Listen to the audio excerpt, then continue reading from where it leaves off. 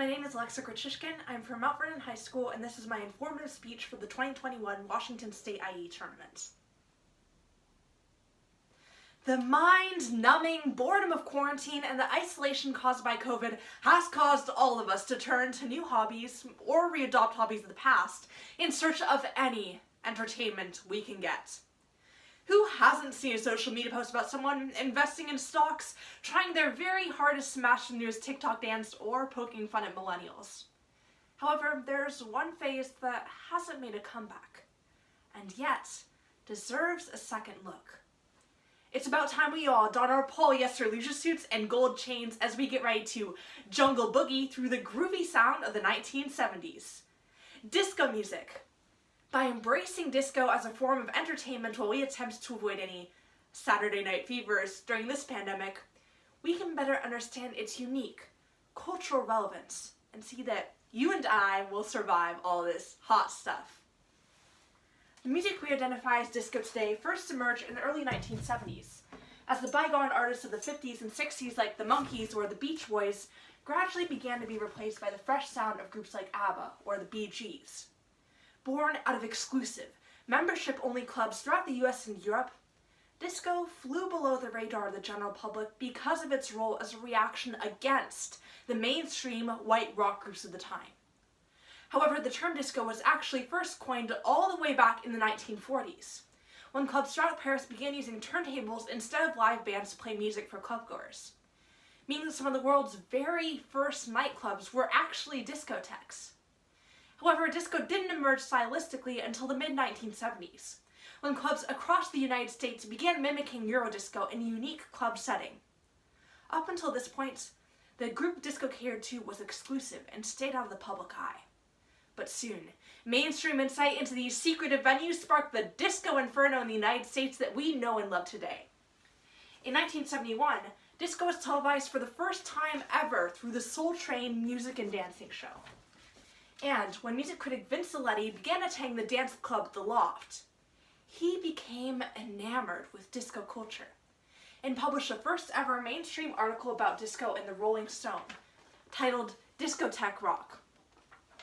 At this point, everyone was saying, "I love the nightlife," resulting in small underground clubs growing to accommodate large crowds, high-tech speakers, and of course, the classic disco ball. Prior to the 1970s, there were no disco-only radio stations in the US. But by the time 1978 rolled around, there were 200 radio stations in the United States alone dedicated to playing only disco music. At this point, disco was the main cultural tenet of the United States and was growing at a rapid rate. But from its conception, disco has fundamentally been an art form of resistance. The clubs in Europe that laid the groundwork for disco stylistically actually came about after Hitler continually labeled any music created by non-white artists as a degenerate influence. This led French resistance groups to create hidden, underground discotheques, where this music could be celebrated and enjoyed in peace. Even in the USSR, the influence of the discotheque was prominent. Under Stalin's strict rule, dancing at disco clubs was still permitted. However, the USSR began to freak out as disco culture began to be seen as subversive. Soon, music was heavily censored, and each song had to have a reason submitted to the Communist Party before it could be played at a dance. There was no love train for disco. We remember jazz for the way it amplified black artists in the 1920s, rock and roll as a rebellious movement against established norms in the 60s, and when we think of disco, we think of tacky 70s fads. But our perception of disco as superficial and flamboyant means that we miss out on the critical impact it's had on our society at large. To begin, the voices of the most popular songs were feminine, and for the first time, it was women who were primarily topping charts. Additionally, the club setting of the music meant that singers no longer had to water down their lyrics to make them radio-friendly, giving us classics like Shake Your Booty and Do You Think I'm Sexy? This focus on sexuality via music made a dramatic departure from the past, where the few songs that didn't sweep sexuality under the rug focused entirely on the desire that women created in men. However, prominent female artists like Donna Summer re-centered this narrative, instead choosing to sing their songs about the power women derive from embracing their own power, sexuality, and femininity. This movement coincided with the victory second-wave feminism gained in the early 70s. With the Roe v. Wade decision, the Title IX passage, and the ERA gaining traction, now was a critical time for a feminist movement, and disco was at the forefront. This was reflected in disco's fashion scene, where billy pants and wrap dresses became the must-have pieces. Some feminists denounced disco fashion, labeling it as objectification of the female body, but designers and dancers alike defended their style. Much like the lyrics of the songs themselves, disco fashion was all about empowerment for the individual, giving clubgoers the options to choose from styles that ran the gamut from modest to revealing. Disco additionally inspired a newfound focus on men's fashion, where men could partake in traditionally feminine styles free of judgment. Disco uniquely contributed to the open attitudes we have about femininity and sexuality today, and acted as a crucial vehicle for the feminist movement. But don't stop till you get enough, because disco's unique expression engendered fresh and Black and Latinx artists who had previously been shunned artistically by society. Previously, white people had deemed Black music as primitive, but the persistent use of Black chanted rhythms and beats, as well as the fact that disco was rooted in funk, which came from soul, demonstrate how Black culture was actually the critical vehicle for disco's success. The physical space disco occupied became a symbol of equality as well. Prior to 1970, most dancing was restricted to couples dancing between a male and a female only, and New York City had actually outlawed couples dancing between two males. However, disco shattered this norm and instead catered to large group dancing, giving LGBTQ individuals a safe space to dance together and enjoy the nightlife just like everyone else.